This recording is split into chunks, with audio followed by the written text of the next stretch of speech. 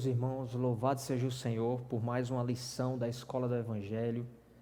Graças a Deus, o Senhor tem nos suprido, tem continuado cuidando de nós, mesmo nesse período de pandemia, de isolamento e distanciamento.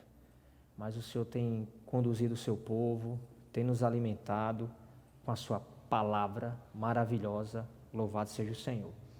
E nós aproveitamos, antes de começar essa lição, para encorajar você, se ainda você não deu like, né, nesse vídeo, que você possa fazer isso. Se você ainda também não se inscreveu no canal, que você possa se inscrever, porque isso é muito importante para o canal. Em relação ao like do vídeo, como os irmãos já sabem, mas vale a pena lembrar, todas as vezes que a gente tem essa resposta do público, quanto mais likes, o YouTube ele tem a condição de direcionar, de encaminhar esse vídeo para um número maior de pessoas. Por isso que é muito importante o like dos irmãos. E também, se você conhece alguém, um parente, um amigo de trabalho, um vizinho, você também pode indicar esses vídeos, né, para essas pessoas, tá bom? Faça isso, você estará pregando o Evangelho do Reino, e essa é a vontade de Deus, principalmente para os tempos finais, para os nossos dias. Amados irmãos, essa é a 14ª lição. O tema é a regeneração e a reconciliação. Esse tema regeneração, também o tema da reconciliação, são verdades fundamentais, verdades básicas que estão na Bíblia Sagrada. São as experiências iniciais de todos aqueles crentes que creem, que recebem o Senhor. E é importante que nós saibamos o que significa a regeneração, o que é a reconciliação de acordo com a palavra de Deus. Não que isso vá nos impedir de viver ou de experimentar essas verdades, não. Mas do ponto de vista da pregação do Evangelho, do ponto de vista de você ou eu ser usado pelo Senhor para levar a palavra de Deus para as pessoas, ter bem claro essas verdades, a definição ou as definições dessas verdades na nossa mente e no nosso coração é de fundamental importância para que nós possamos falar sobre isso com propriedade e com autoridade, onde quer que nós estejamos. Deus possa nos usar. Por isso, uma aula como essa é de suma importância para todos os nós, filhos de Deus. Amém? Essa lição, meus amados, começa, você que está nos acompanhando, né, nessa escola do Evangelho, com o livro Os Fundamentos da Fé Cristã, volume 2, essa lição ela começa falando que Deus é vida. Na verdade, nós temos visto isso nas últimas lições. Deus se mostra na Bíblia, principalmente no Novo Testamento, mas desde o Antigo Testamento, desde Gênesis, Deus se coloca como vida ao homem. Quando Deus cria o homem e o coloca no jardim do Éden, diante da árvore da vida, ele já tinha um propósito ali, bem claro, e ele já se coloca diante do homem como essa árvore, árvore da vida. O homem foi criado, a gente vai ver isso aqui agora, que o homem foi criado por Deus. Aí eu peço até para o irmão colocar o slide do homem tripartido, né? O homem foi criado de uma maneira muito especial e diferentemente, como você pode ver aí, diferentemente das outras espécies da criação, dos outros seres vivos, né? Aqui a gente pode ver aqui, em 1 Tessalonicenses capítulo 1, esse versículo é bastante conhecido, capítulo 5, na verdade, 1 Tessalonicenses capítulo 5, Senhor Jesus, você que está em casa nos acompanhe, por favor. 1 Tessalonicenses capítulo 5, versículo 23, nós vemos uma definição do ponto de vista de Deus. Ele diz assim: o homem, o mesmo Deus, na verdade, o mesmo Deus da paz, vos santifique em tudo, e o vosso espírito alma e corpo sejam conservados íntegros e irrepreensíveis da vinda de nosso Senhor Jesus Cristo. Então nós vemos aqui, de uma maneira muito clara, que Deus cria o homem com 3 partes: espírito, alma e corpo. E aqui nesse versículo em particular nós observamos uma coisa interessante: a ordem em que essas partes são colocadas. Aqui é do ponto de vista de Deus. O que é mais importante vem primeiro, tá? Então, do ponto de vista de Deus, o homem é criado com um espírito, com uma alma e com o corpo. E com um corpo. 1 Coríntios capítulo 3, para fundamentar ainda mais isso que nós estamos falando aqui para os irmãos. 1 Coríntios capítulo 3, versículos 16 e 17. 1 Coríntios 3, versículo 16, diz o seguinte. Diz aqui: ó Senhor Jesus, não sabeis que sois santuário de Deus e que o Espírito de Deus habita em vós? Se alguém destruir o santuário de Deus, Deus o destruirá, porque o santuário de Deus, que sois vós, é sagrado. Aqui nós temos a figura do santuário, ou a figura do tabernáculo, que é muito comum aos judeus. Quem escreveu essa epístola foi o apóstolo Paulo, um judeu, né, da tribo de Benjamim, de nascimento. A figura do tabernáculo para ele era uma figura, ou a figura do santuário, era uma figura que eles tinham muita familiaridade. E aqui ele coloca, por revelação divina, que o homem é esse santuário, ou seja, que o homem aqui é comparado ao tabernáculo. E o tabernáculo, por sua vez, como nós vimos em semanas anteriores, no alimento diário, o tabernáculo, ele é dividido em 3 partes. Assim como o homem é dividido em 3 partes, o tabernáculo é dividido em 3 partes. E na medida que as partes vão se tornando mais internas, né, nós temos o átrio exterior, que também representa o corpo físico do homem. Nós temos o santo lugar, que representa a alma do homem, e nós temos o santo dos santos, o lugar, né? Santo dos santos, que representa o espírito do homem. Então, esse lugar, é porque o tempo não nos permite, mas se nós fôssemos estudar a figura do tabernáculo, a partir desse versículo de 1 Coríntios capítulo 3, nós iremos mostrar para os irmãos que, na verdade, o tabernáculo também é uma figura do homem tripartido, devido a todos os elementos que contém cada parte, mas, como eu já disse, o tempo não nos permite. Só uma coisa: no santo lugar, ou no santo dos santos, melhor dizendo, era lá que Deus habitava, onde havia a arca, né? Dentro da arca havia alguns elementos, então era lá que Deus se manifestava, aparecia, e os sacerdotes só entravam lá uma vez por ano, etc. e tal. Tem muita coisa para falar a respeito disso, mas o tempo não nos permite, e também esse não é o tema dessa lição, essa noite. Mas o que eu estou querendo dizer para os irmãos é o seguinte, que diferentemente das outras criaturas criadas por Deus, o homem foi criado com um elemento divino, um elemento diferenciado, o espírito humano. Por quê? Porque o homem foi criado com um propósito. Deus, ao criar o homem, criou o homem com um propósito. E esse propósito, como nós vamos ver aqui nessa lição essa noite, né, já que a aula está sendo transmitida à noite, nós vamos ver que o propósito de Deus era criar esse homem como um vaso, como um objeto ou como um ser no qual Deus pudesse ser introduzido dentro desse homem, passando a ser a vida e viver dentro desse homem, e para que esse homem agora, tendo Deus dentro dele, pudesse ser a expansão de Deus e a expressão de Deus. Amém, meus irmãos? Só que,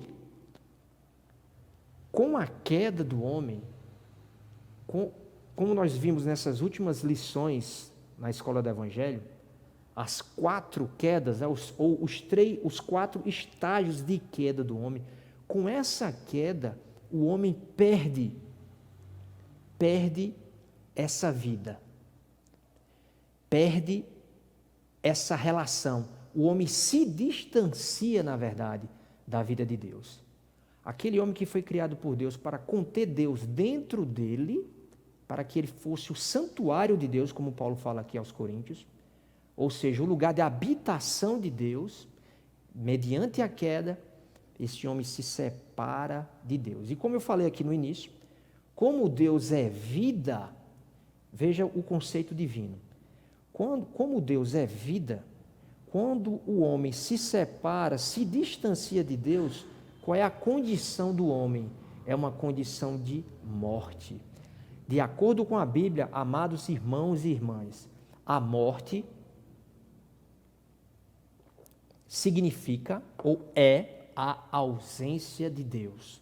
Uma vez que Deus é vida, o homem sem Deus é um homem morto, sem vida. Nós vamos ver isso aqui na Bíblia. Abra aí em Gênesis capítulo 2, agora o versículo 17. Senhor Jesus. Gênesis capítulo 2, versículo 17. Diz o seguinte: o Senhor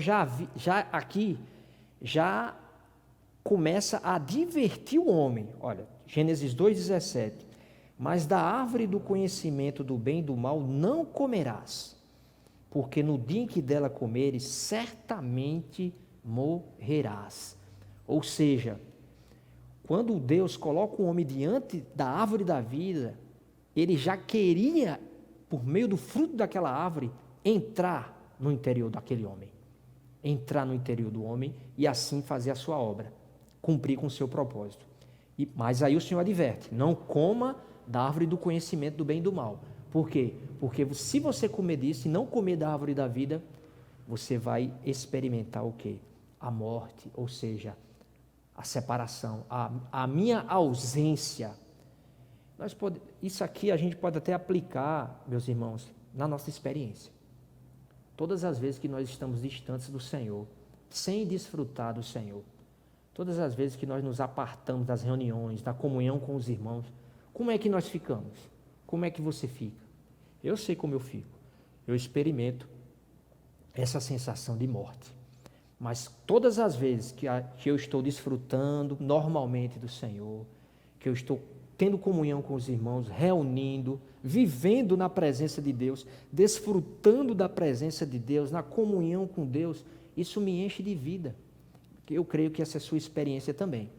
Não é verdade? Por quê? Porque Deus é vida. Amém? Ainda em Efésios capítulo 2, ó Senhor Jesus. Veja, esse homem que cai, que se afasta de Deus, o que é que ele experimenta? Efésios capítulo 2, versículo 1 mesmo, tá? Efésios 2:1.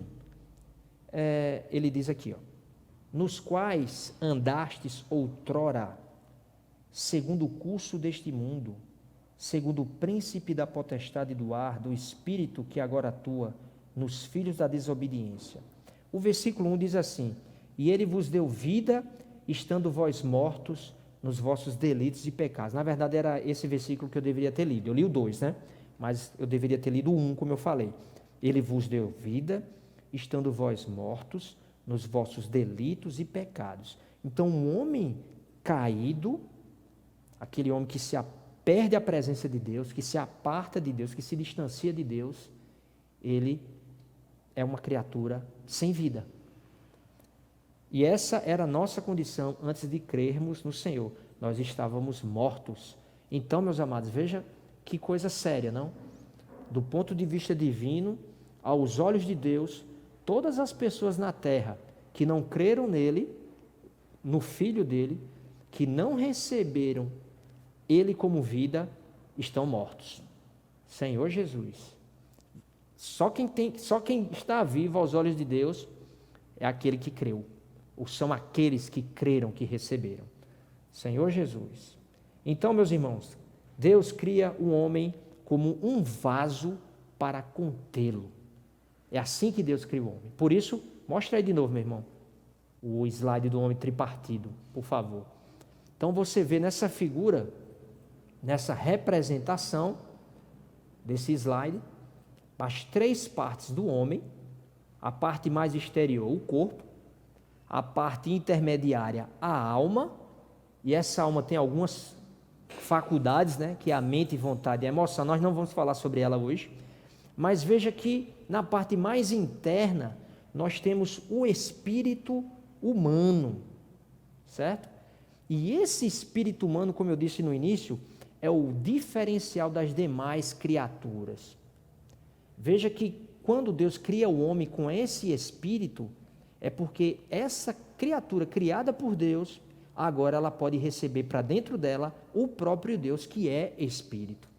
Deus jamais poderia habitar na carne do homem, porque, como nós vamos ver em João capítulo 3, o Senhor falou para Nicodemos, o que é nascido da carne é carne, e o que é nascido do espírito é espírito, ou seja, são vidas ou naturezas antagônicas, diferentes. Jamais Deus poderia habitar na carne do homem, porque Deus é espírito e a carne é carne, né? Deus jamais poderia habitar na alma do homem, mas Deus habita no espírito do homem, porque o que é nascido do espírito é espírito. Apenas o espírito pode ter comunhão com o espírito. Espírito e carne não se entendem, espírito e alma. A gente vai ver que, na verdade, o espírito deveria comandar a alma, mas o espírito não foi criado para habitar na alma, ou melhor, Deus não habita, nunca se intencionou habitar na alma, mas Deus tem a comunhão, como você pode ver nessa figura aí, ó. Deus tem comunhão com o homem, melhor dizendo, Deus se relaciona com o homem por meio do espírito humano. É lá que você e eu podemos nos relacionar com Deus por meio da comunhão, certo? É lá que você e eu, nós podemos ser conduzidos por Deus, controlados por Deus, por meio da intuição. Amém? E é no Espírito que você e eu podemos ter o quê? Comunhão, intuição, e qual é o outro elemento que nós temos aí? Só lembrando aqui, meu irmão. Comunhão, intuição e consciência, sim, a consciência. Veja, que por meio da comunhão, Deus nos direciona por meio da consciência e Deus nos direciona por meio da intuição, só no Espírito, meus irmãos. Por isso que Deus cria o homem com o Espírito. Louvado seja o Senhor. Continuando, infelizmente nós sabemos o resultado, né? O homem não escolhe Deus, foi conduzido ao erro pela serpente, ele come do fruto da árvore do conhecimento do bem e do mal, e aí nós vamos ver o resultado disso, né? Nós temos aí o resultado da escolha de Adão. Qual é o primeiro resultado? A morte, a ausência de vida. Tanto é que Adão, quando come desse fruto, ele se esconde de Deus. Ele se esconde de Deus. A gente também poderia aplicar isso, né? A nossa experiência. Quantas vezes nós temos as nossas quedas cotidianas aí, os nossos pecados. Quando nós nos encontramos nessa condição de fraqueza, de pecado, quando a gente encontra os irmãos, a gente fica com aquela vontade de meio que se esconder, não é? Nós não somos os únicos e nem os primeiros a ter esse sentimento, irmãos. Isso começou com Adão. Ele experimenta a morte, essa ausência de vida, a ausência de Deus. E o segundo resultado, como a gente está vendo aí nesse slide, você vê o quê? Que o espírito humano, ele foi amortecido. Esse é o resultado de Adão ter experimentado o fruto da árvore do conhecimento do bem e do mal. O que significa que o espírito foi amortecido? Não quer dizer que o homem perdeu o espírito. Não é isso que está dizendo aqui, irmãos. Não é isso que a palavra diz. Mas significa dizer que essas funções que eu falei para vocês, a intuição, a consciência e a comunhão, essas funções, elas perderam a sua, vamos dizer assim, a sua funcionalidade. É como se o espírito ficasse adormecido. Por isso essa expressão, amortecido. O espírito fica sem função. O homem, com o seu espírito amortecido, ele não tem comunhão com Deus, ele não contata Deus, muito menos ele vai ser conduzido por Deus. É um homem que vive distante e alheio a Deus. Esse é o resultado do homem caído. O segundo passo é que, o terceiro, na verdade, resultado dessa queda, é que o homem começa a se degradar. Né? Primeiro, o homem passa a ser comandado ou dominado pela sua alma. Quando Deus cria o homem, na verdade, o desejo de Deus, originalmente, era que o homem fosse conduzido por ele, por meio do Espírito, através do Espírito humano. Deus, habitando no Espírito humano, pudesse controlar o homem, pudesse conduzir o homem a partir de lá, a partir do Espírito. Só que quando Deus perde essa comunhão, o homem passa a ser controlado pelos seus desejos, pelas suas emoções, pela sua vontade. É a mente, vontade e emoção. E essa mente, vontade e emoção, separadas de Deus, alheia a Deus, é o resultado do que nós temos hoje, né? Nos dias de hoje.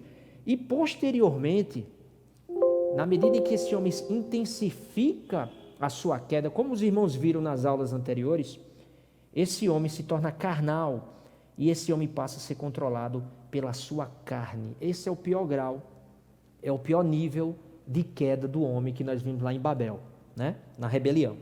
Vamos ver isso aqui na palavra, tá? Abra aí em 1 Coríntios capítulo 2, versículo 14. 1 Coríntios capítulo 2, versículo 14.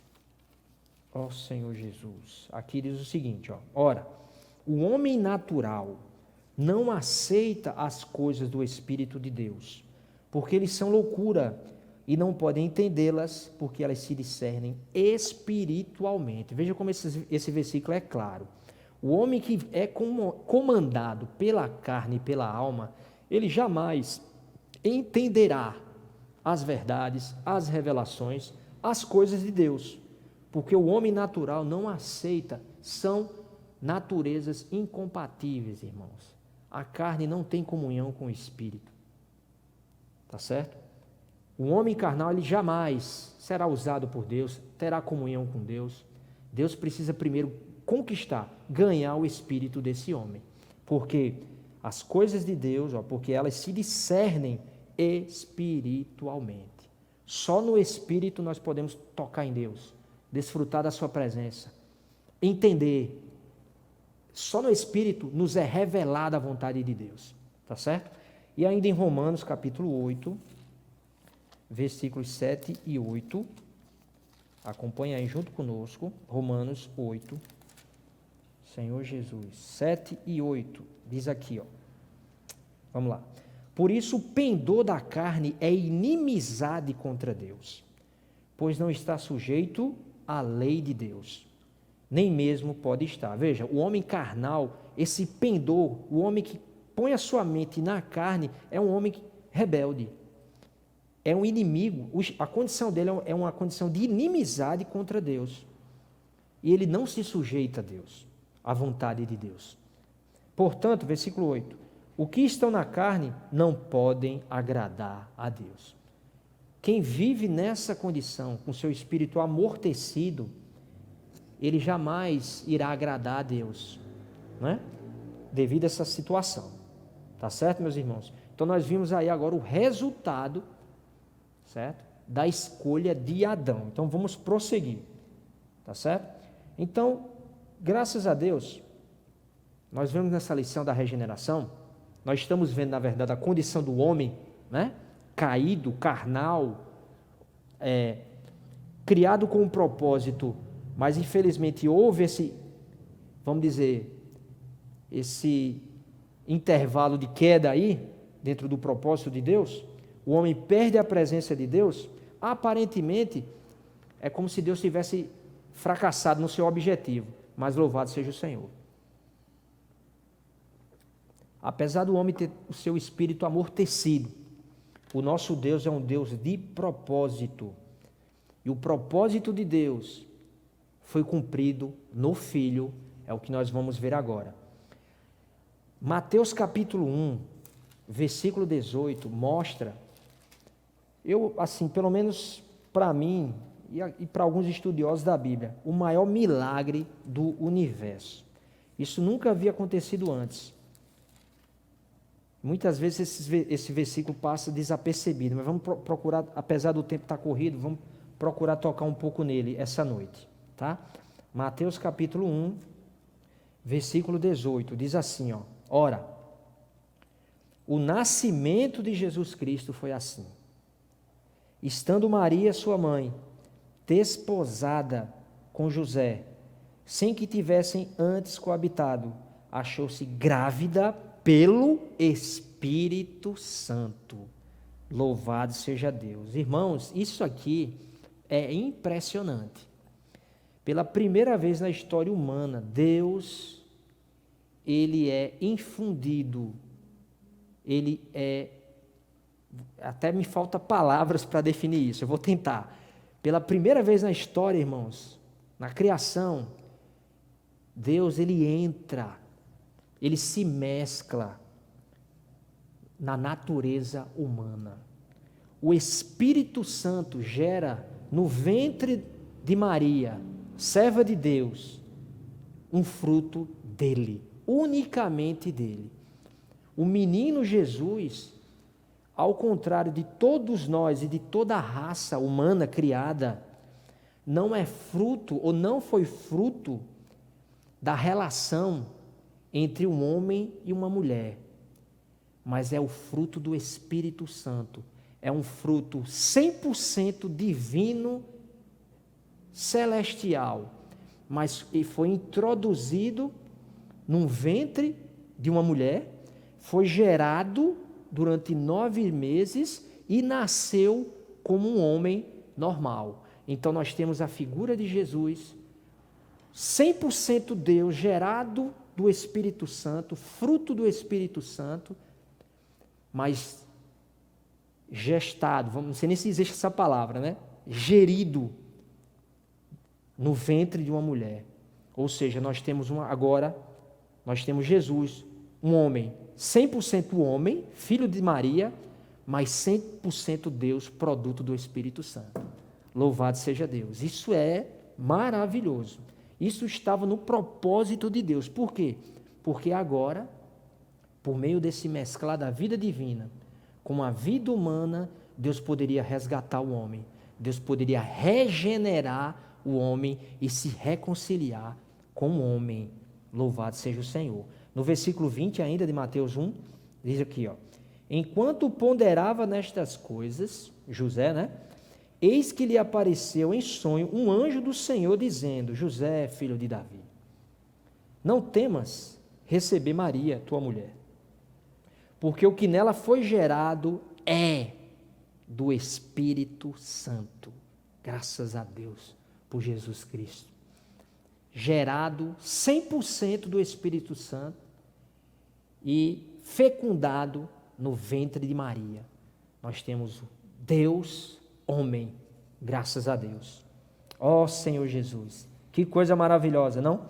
E nós vamos ver que dentro desse processo de Deus, você pode ver agora aí na figura da regeneração, essa figura aí, irmão, olha, isso aqui é só uma tentativa de representação, tá certo? Nós tínhamos o Deus que habitava na glória, nos mais altos céus, né? Eles, como aqui nós lemos em Mateus capítulo 1, ele agora se torna carne humana, não é que ele se tornou carne, mas ele foi introduzido na natureza humana, né?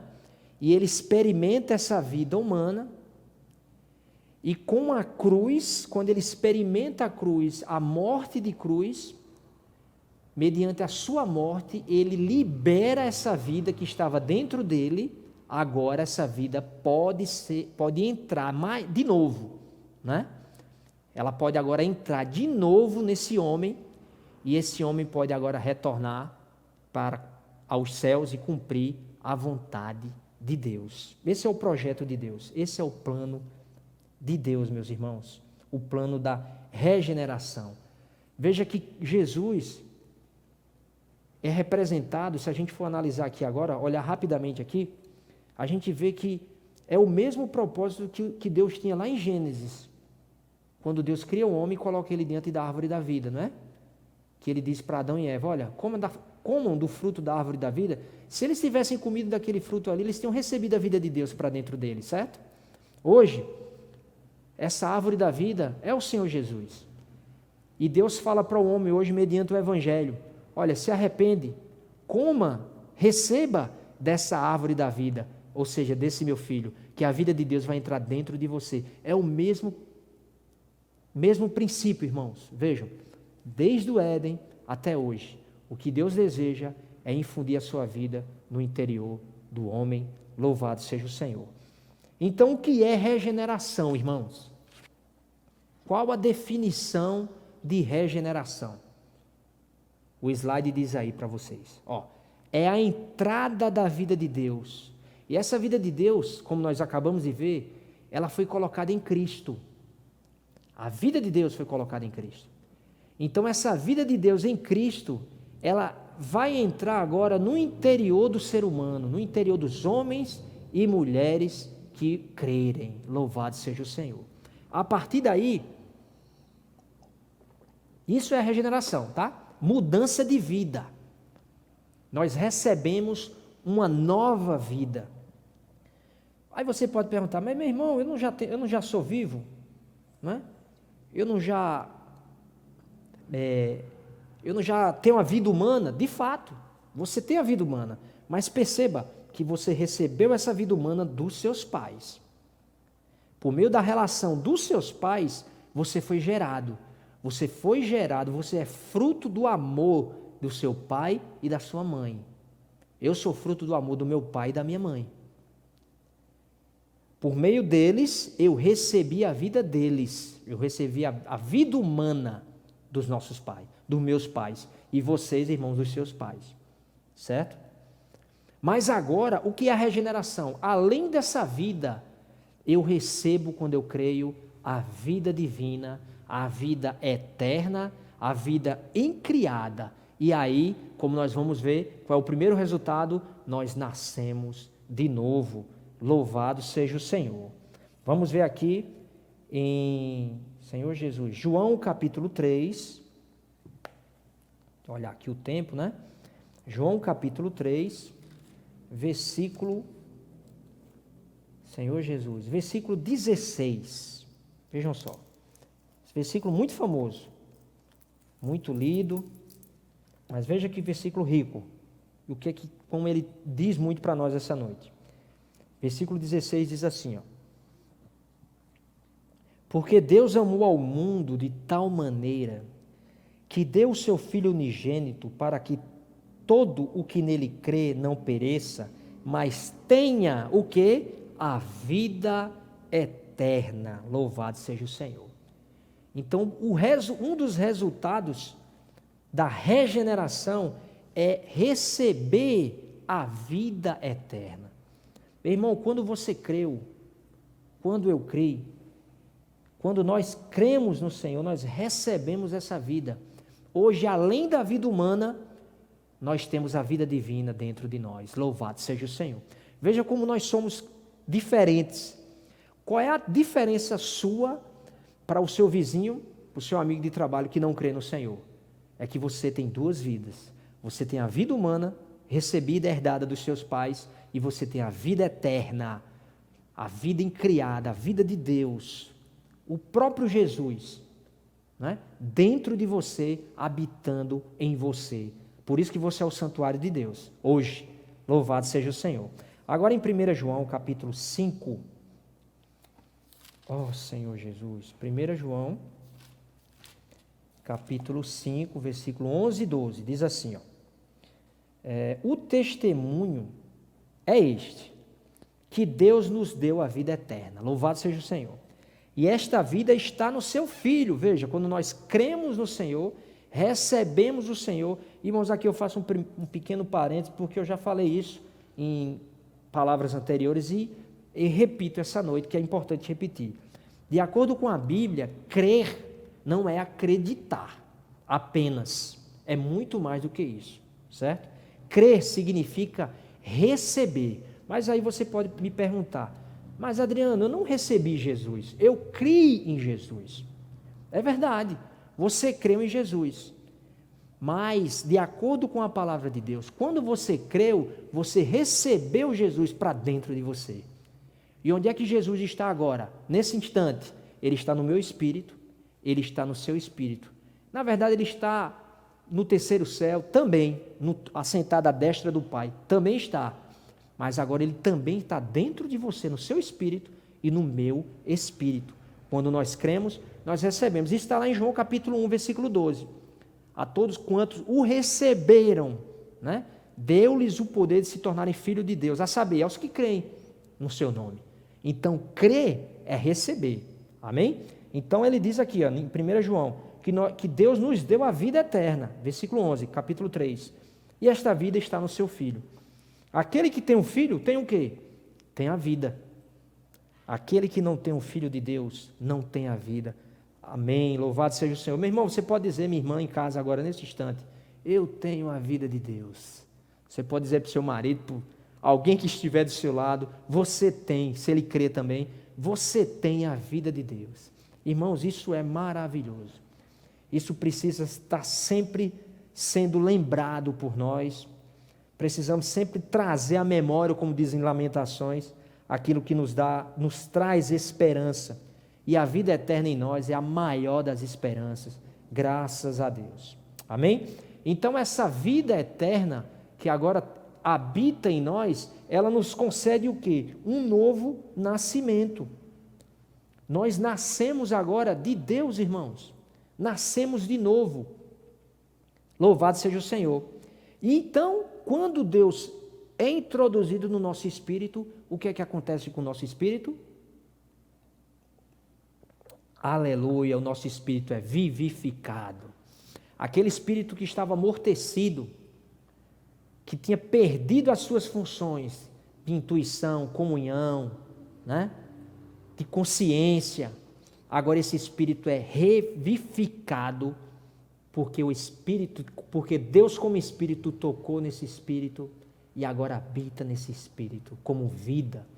Ó Senhor Jesus, é por isso que nós dizemos que o Espírito que dá vida, Ele é o Espírito em nós, o Espírito que dá vida, amém? Então hoje nós podemos ter comunhão com Deus, nós temos comunhão com Deus, nós desfrutamos da sua presença, a intuição em nós hoje ela é ativa, ela funciona, muitas vezes eu quero pecar, quero fazer algo que não é da vontade de Deus e Deus no meu interior diz, não faz, não me dá paz, intuição, comunhão, a consciência. Melhor dizendo, o que eu falei agora é um exemplo da consciência, né? E a Bíblia traz uma série de exemplos disso que eu estou falando, irmão, mas infelizmente o tempo não dá. Versículos que mostram a comunhão, a intuição, certo? A intuição é aquela orientação divina interior, né? Nos conduzindo o que nós devemos fazer, o que nós não devemos fazer. E a consciência que é essa luzinha vermelha que acende no nosso interior, nos restringindo. Hoje, nós experimentamos isso, irmãos. É uma experiência. Isso é prático, irmãos. Isso não é apenas doutrina, não é apenas uma verdade que está na Bíblia para a gente estudar e saber o que é. Não. Nós precisamos saber, mas nós experimentamos isso. Amém? Eu tenho certeza que você experimenta isso. Eu também experimento. Então, a regeneração, além de ser uma verdade fundamental, ela é nossa experiência. Louvado seja o Senhor. Tá bom? Então nós vimos aí agora o Espírito vivificado. E por último, eu acho que eu não coloquei nesse slide aí, né? Mas eu acrescento aqui, ó. Não coloquei nesse slide, que não é o último, né? A última é a salvação. Mas antes de falar da salvação, eu acrescentaria algo que me ocorreu agora aqui. Quando eu falei de João capítulo 1, versículo 12. Porque além de tudo isso, além de nascer de novo, de receber a vida eterna, de ter o Espírito vivificado, nós fomos feitos filhos de Deus. Outrora o homem não era filho de Deus. Havia só o Filho unigênito, Filho único. Mas agora o Senhor é nosso primogênito, né? Ou primogênito de Deus, é o nosso irmão mais velho, na verdade, é o primogênito de Deus, mas eu, você, todos nós que cremos, nós fomos feitos também filhos de Deus. Veja quanta coisa grandiosa. E por último, é a salvação. Então veja, irmãos, que a salvação não é tudo. É um dos elementos do resultado da regeneração. A regeneração trouxe para nós a vida eterna, nos concedeu um novo nascimento, vivificou nosso espírito, nos fez filhos de Deus e por meio da regeneração nós fomos salvos da condenação eterna e do julgamento de Deus. Louvado seja o Senhor. A salvação, na verdade, é um dos pré-requisitos, ou melhor dizendo, corrigir a ordem aqui. A regeneração, na verdade, é um pré-requisito da salvação. Para que eu possa ser salvo, o meu espírito primeiro precisa ser regenerado. Ou seja, para que eu possa desfrutar da salvação de Deus, o meu espírito precisa ser habitado por Deus. Eu preciso receber a vida de Deus. O resultado disso, além de tudo isso que eu já falei, é a salvação. Amém? Louvado seja o Senhor. Quanta riqueza, meus irmãos, né, nós encontramos nessa verdade fundamental que é a regeneração. Então nós vemos aqui, por meio do pré-requisito, que a regeneração, na verdade, é o início da nossa vida espiritual, né? E é por meio da regeneração que agora nós podemos desfrutar e experimentar Deus. Todas as experiências que nós temos com o Senhor, elas se deram primeiro pela regeneração. A regeneração é o pontapé inicial da nossa vida espiritual. É o início, é o primeiro passo, né, da nossa caminhada. Agora que meu espírito foi regenerado, agora que o seu espírito foi regenerado, você foi salvo, né? Aí agora o que é que acontece? Nós podemos experimentar, ter experiências com Deus. Ó Senhor Jesus, graças a Deus, nós fomos regenerados pela obra do Filho. Amém? Então, espero que tenha ficado claro essa questão da regeneração. Mas, para concluir essa aula de hoje, o que que acontece? Como se dá essa regeneração, né? Como é que a vida de Deus é introduzida no homem? Como é que o homem pode receber a vida em Cristo no seu espírito? Essa lição nos mostra que é por meio do arrependimento. Apenas o homem que se arrepende, quando eu falo homem, está claro, né? Eu falo homem e mulher, é a espécie humana, tá certo? Aquele homem que se arrepende é o homem que recebe a vida de Deus. Esse arrependimento, de acordo com a Bíblia, é o arrependimento gerado, irmãos, pela graça de Deus em nós. É claro que o homem, ele pode se arrepender, só que o arrependimento gerado unicamente do homem, da natureza humana, esse arrependimento não vai conduzir o homem a Deus. Aquele arrependimento que leva o homem a Deus é o arrependimento verdadeiro, é o arrependimento genuíno de acordo com a palavra de Deus. Por quê? Porque, de acordo com a palavra de Deus, não há bem nenhum que habite no homem. O arrependimento que leva o homem a tocar em Deus, a receber Deus, é aquele arrependimento que é gerado do próprio Deus dentro do homem. É graça. Vamos ver aqui um pouco, em Romanos capítulo 7. Ó Senhor Jesus, versículo 18. Romanos 7, 18. Diz aqui, ó.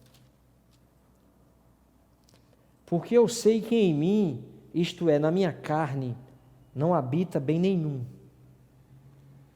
Pois o querer o bem está em mim, não porém o efetuá-lo. Veja, na carne do homem não habita bem algum, nenhum. Então, tudo que vem da carne, Deus rejeita. Certo? Tudo que é produto da carne, não agrada a Deus e não gera experiências com Deus.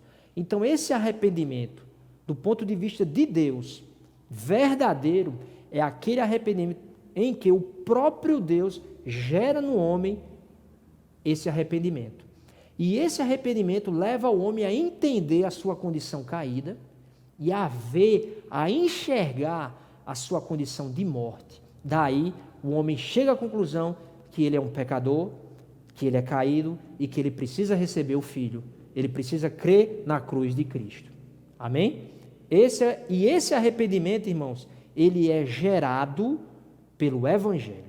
Quando o homem ouve o Evangelho, é tocado pela palavra de Deus, o Evangelho produz nesse homem o arrependimento.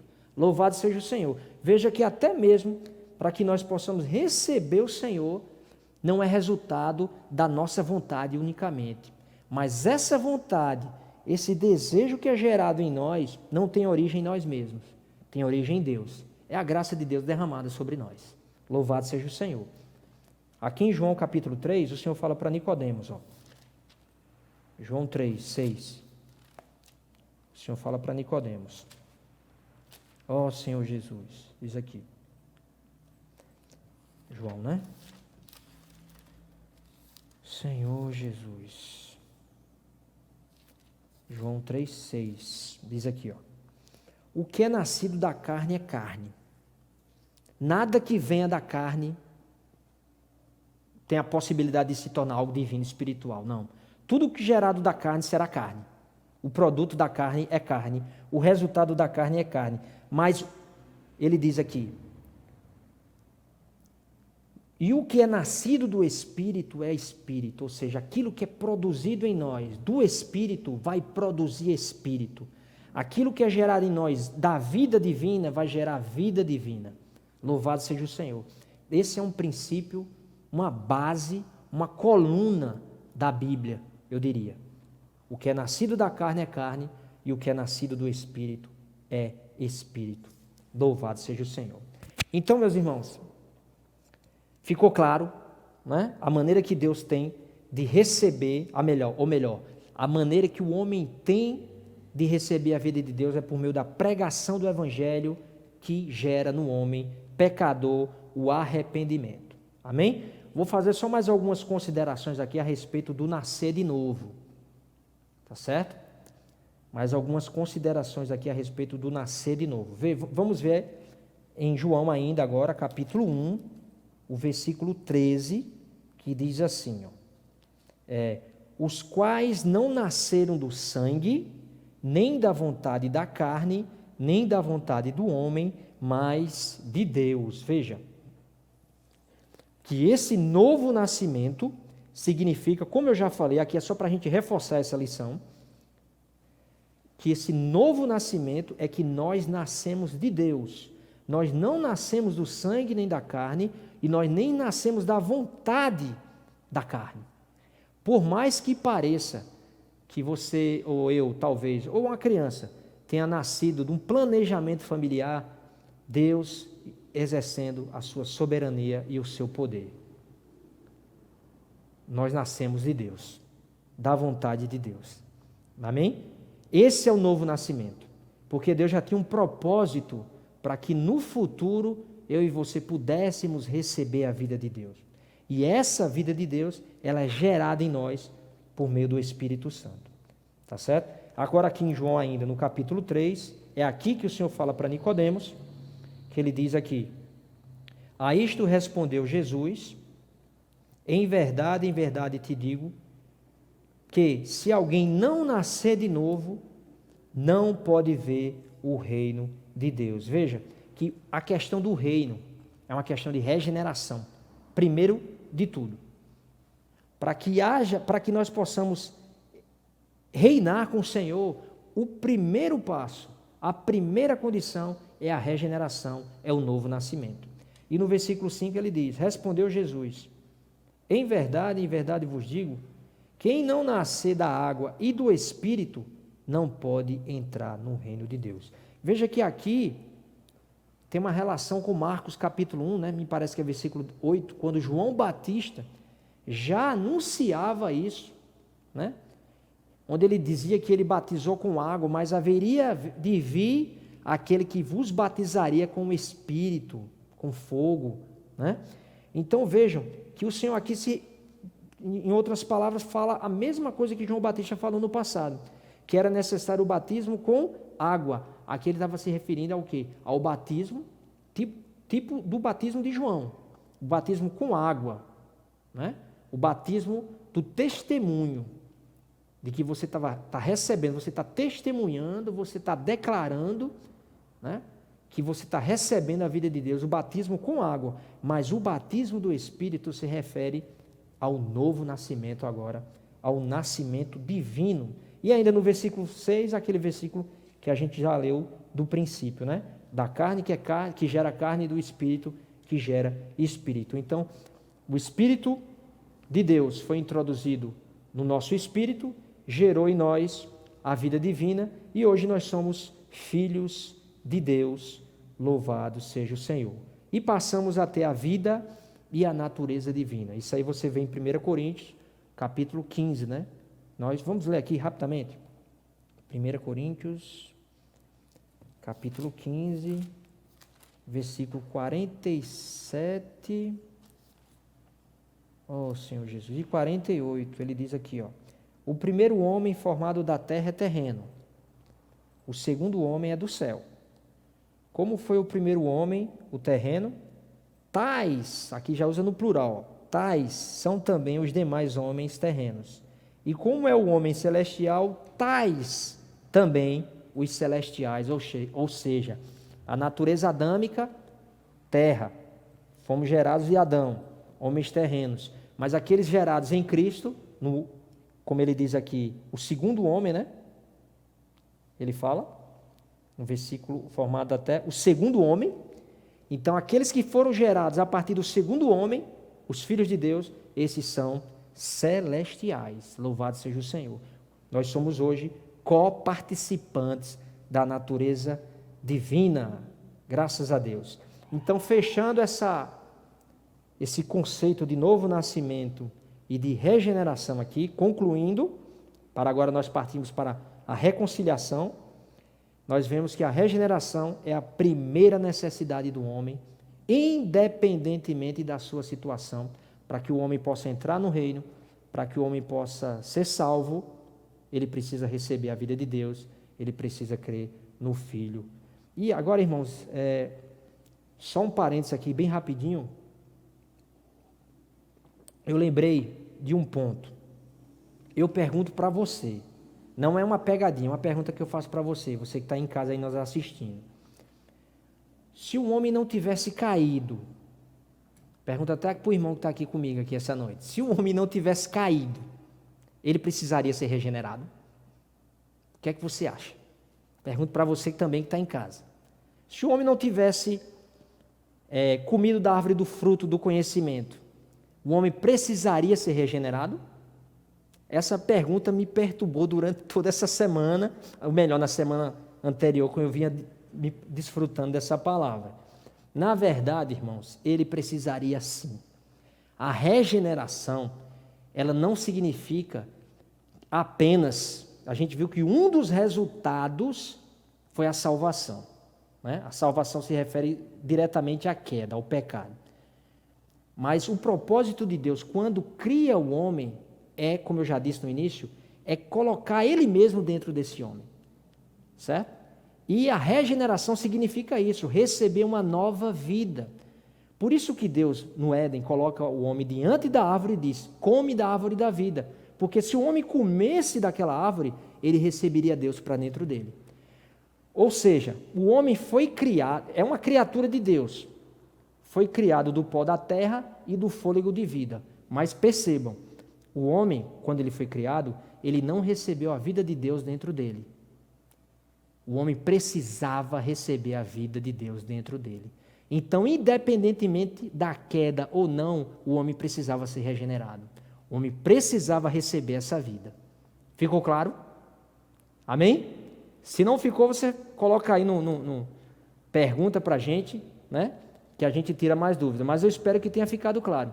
Independentemente do homem ter caído ou não, ele precisava da regeneração. Porque aquele homem que foi criado por Deus, do pó, do barro, em que Deus soprou o fôlego de vida, se tornou uma alma vivente, aquele ser ainda não tinha dentro dele a vida eterna. Amém? Então ele precisava receber, e estava dentro do propósito de Deus, receber essa vida eterna. Ele cai, se distancia de Deus, e Deus vem e restaura em Cristo o seu propósito original, que é de entrar e habitar e viver nesse homem. Tá certo? Louvado seja o Senhor. Então, meus irmãos, para encerrar a lição de hoje, vamos agora entrar na questão da reconciliação. Veja, nós vimos a regeneração, né? Deus fez a sua obra de regeneração. Regenerou o homem. O homem recebe a vida de Deus. Mas o que acontece? Acontece que há ainda uma condição de inimizade entre Deus e o homem. Vamos ver aqui, ó, Romanos 5,10. A gente desfrutou muito desse versículo há um ano atrás. Há cerca de um ano atrás. A gente leu muito esse versículo. Romanos 5,10. Ó Senhor Jesus. Ele diz aqui, ó. Porque se nós, quando inimigos, fomos reconciliados com Deus mediante a morte do seu Filho, muito mais, estando já reconciliados, seremos salvos pela sua vida. Veja só, o homem foi salvo por Deus, né? Se nós, quando inimigos, fomos reconciliados. O homem foi salvo, mas ele precisava também ser reconciliado, porque a condição do homem, como nós vimos nas aulas anteriores, uma condição de queda, de rebeldia, de pecado.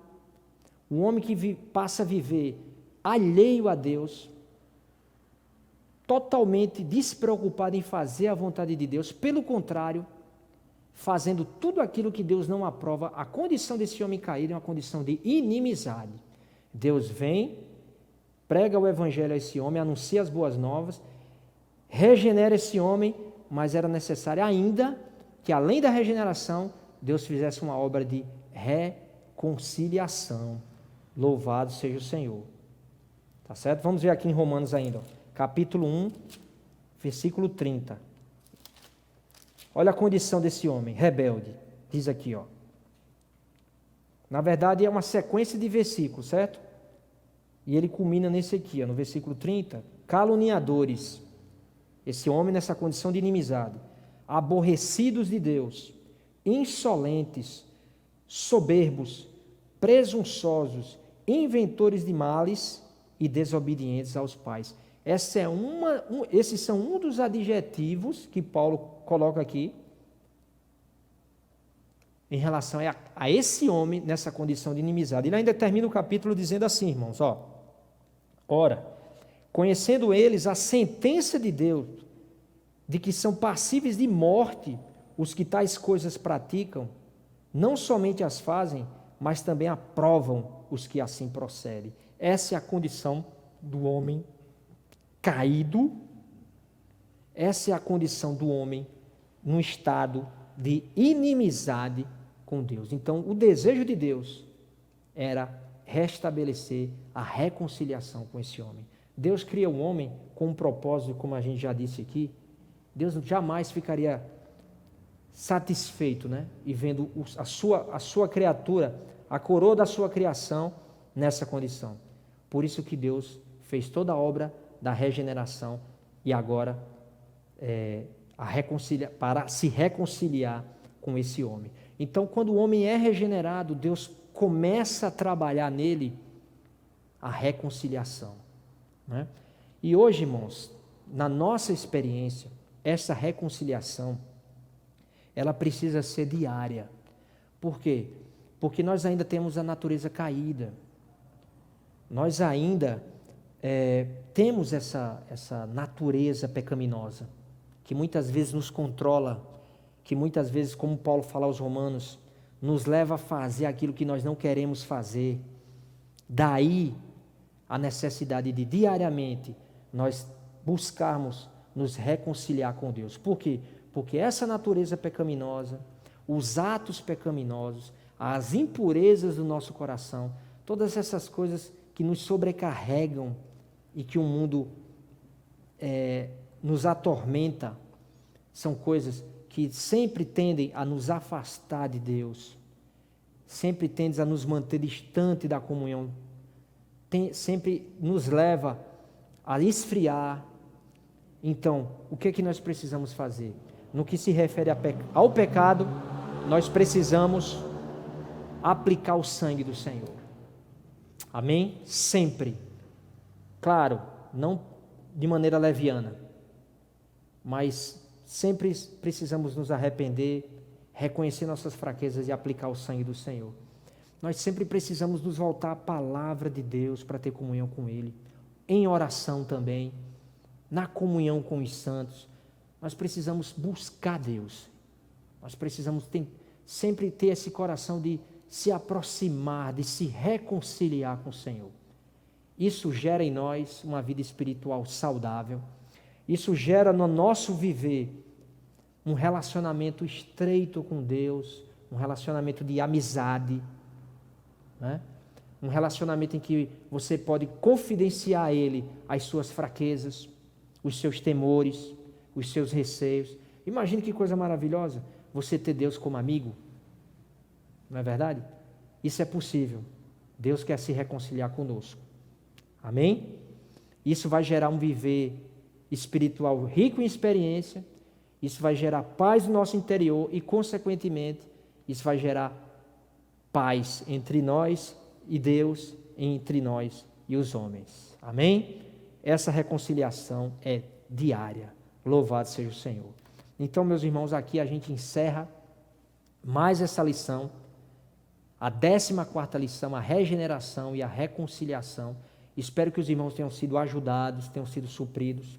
Não esquece de dar o like aqui embaixo, de se inscrever no canal, de enviar esse vídeo para os seus amigos, parentes, né? De indicar esse vídeo e também indicar esse canal, tá certo? Esse canal crescendo, mais pessoas serão alcançadas e mais vidas serão poupadas, né? Das garras do diabo e Satanás, e serão salvas, regeneradas. Amém? Eu quero fazer uma oração aqui para encerrar, agradecendo o Senhor por essa palavra. Sim, desculpa, é mesmo. As perguntas, perdão, já esquecendo, né? Tem as perguntas, vamos lá. São 6 perguntas aqui que a gente não poderia deixar de... Nós temos as perguntas aqui, meus irmãos. Então veja só. A primeira pergunta é a seguinte: do ponto de vista de Deus, que é a morte? Eu coloquei minha resposta aqui, mas você em casa, como é que você pode fazer? Eu sempre sugiro isso para os irmãos. Você dá uma pausa no vídeo, responde e depois você confere. Não é que a minha resposta seja 100% verdadeira, mas a gente vai ter comunhão aqui e a gente chega num consenso, né? A gente chega bem próximo do Senhor aí da verdade, tá bom? Mas assim, ó, de acordo com a lição que nós vimos e de acordo com a Bíblia, a morte significa a ausência de Deus. Deus é vida. Deus é a vida eterna, é a vida incriada, é a vida verdadeira. Tudo aquilo que não tem Deus está morto. Então, aos olhos de Deus, aqueles que não creram no Filho, que não receberam o seu Filho, estão mortos em seus delitos e pecados. Então, a ausência de vida, o afastamento de Deus, isso, ou melhor, a ausência de Deus e o afastamento dele, isso é morte. Tá certo? Essa é a resposta da primeira pergunta. Pergunta número 2. E a regeneração, o que é? De que forma ela acontece em nossa vida? São 2 perguntas. O que é regeneração? A gente respondeu aqui, né? Receber outra vida. Receber a vida de Deus. Nós já, como nós nascemos, recebemos a vida dos nossos pais. A regeneração é quando nós recebemos outra vida, agora a vida de Deus. Isso é regeneração, certo? Quando nós recebemos no Filho a vida de Deus em nosso espírito. E como ela acontece? Quando cremos. Quando nós cremos, recebemos a palavra de Deus. Quando nós cremos no Evangelho, nós recebemos essa vida para dentro de nós, para o nosso interior, para o nosso espírito. E aí nós somos regenerados, graças a Deus. Pergunta de número 3. Existe arrependimento falso? Que é o verdadeiro arrependimento? De acordo com a palavra de Deus, o único arrependimento verdadeiro é aquele que procede do Espírito, é aquele que procede de Deus. O arrependimento que leva o homem a crer não é nenhum arrependimento produzido dele mesmo, é algo de Deus gerado nele, é graça. Amém? E claro que o homem se arrepende em relação à sua vida secular, né? Mas todo aquele arrependimento que não gerar comunhão com Deus, de acordo com a palavra, não é um arrependimento verdadeiro e genuíno. Tá certo? Quarta pergunta: como acontece a entrada do Espírito de Deus em nosso espírito humano? Essa você lembra, eu tenho certeza. Né? Quando nós cremos, recebemos a palavra de Deus, o Evangelho, nós cremos no Senhor, nós recebemos o Senhor como Espírito no nosso espírito. Quinta pergunta: porque além da regeneração, o homem necessita também de reconciliação com Deus? Essa é uma pergunta interessante. As outras também são, mas essa aqui pode gerar, numa pessoa que não tem muito conhecimento, muito contato com a palavra, pode gerar dúvida. Essa pergunta é importante a gente saber. Eu respondi assim, ó: devido à condição pecaminosa e de submissão do homem ao pecado, o homem passou a ser inimigo de Deus. Então, além de ser regenerado, esse homem precisava ser reconciliado. Porque não era só uma questão de morte, era também uma questão de inimizade. Tá certo? Então, a questão da morte foi resolvida na regeneração. E a questão da inimizade com Deus foi resolvida na reconciliação. Louvado seja o Senhor. E a última pergunta, meus irmãos, é uma pergunta assim, de cunho muito pessoal, né? Como você descreve sua experiência de reconciliação com Deus? Com que frequência ela ocorre? Essa pergunta você responde diante do Senhor e eu respondo diante do Senhor. É uma pergunta muito particular. Mas o que eu poderia dizer para vocês aqui, que essa experiência de reconciliação com Deus, como você descreve, envolve arrependimento, envolve reconhecimento das nossas falhas, das nossas limitações, da nossa condição pecadora, caída. Envolve tudo isso. Né? Diariamente nós precisamos orar ao Senhor, buscar o Senhor, né? Reconhecendo nossas fraquezas e sempre estar clamando ao Senhor misericórdia, que o Senhor não desista de nós, que o Senhor continue conosco, né? Comigo, não se afaste de mim, tenha misericórdia de mim. É uma questão muito pessoal e uma questão de busca, uma questão de relacionamento pessoal com Deus.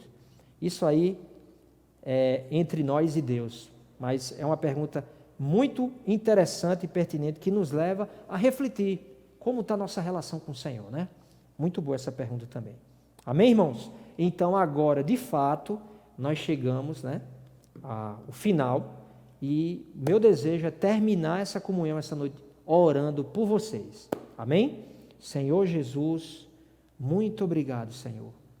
Obrigado pela escola do Evangelho, obrigado pela Tua palavra, pelos fundamentos da fé.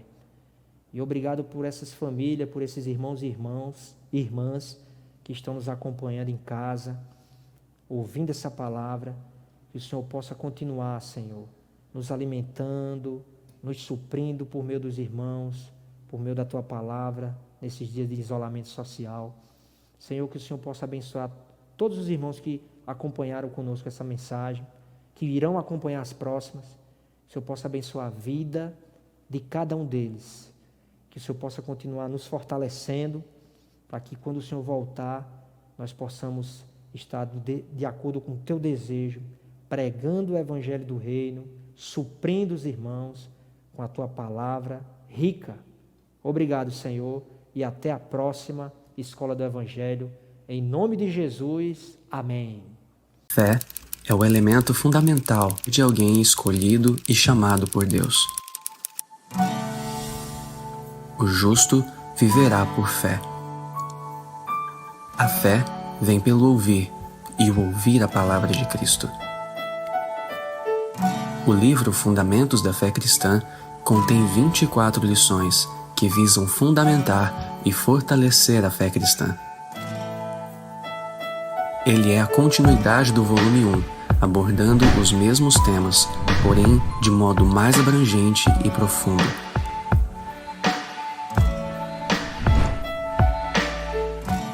O objetivo é que o leitor seja mais firmado e fundamentado na fé, tornando-a inabalável. Numa época em que tantas ideologias tentam enfraquecer nossa fé, a leitura desse livro se faz necessária para os que anelam ter um viver individual e coletivo com sabedoria e equilíbrio que agrade a Deus e os conduza em triunfo para o reino de Deus. Que sua fé se torne inabalável com a leitura deste livro.